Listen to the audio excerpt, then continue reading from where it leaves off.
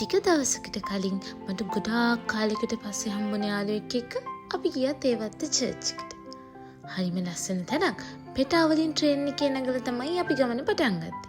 එතනින්ම bus එකක් අරගෙන අපිට තේවත්ත චර්ච් එක ඉස්සරහින්ම බහින්න පුළුවන් වුණා. ඊට පස්සේ එතන ඉස්සරහා තිබ්බ පුංචි කඩේකින් ඉටිපන්දනුත් අරගෙන අපි ඇතුළට ගියා. අපි ගියේ ඉරිදා දවසක නිසා ටිකක් වැඩිපුර සෙනග හිටියා.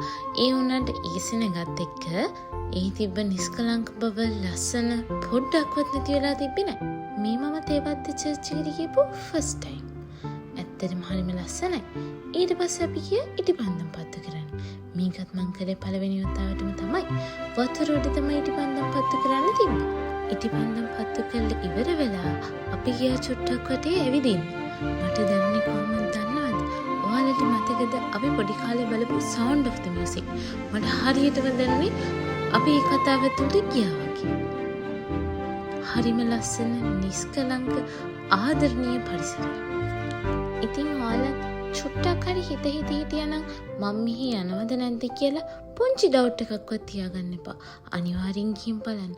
හරිම ලස්සනයි. හැමදාම හම්බුන් අපි ආයෙමත් ටික කාලෙකට හම්බෙන්නේ නැහැ කියලා දැනගෙන අපි කිතර. හම්බෙනකන් පරිස්සමින් ඉන්න.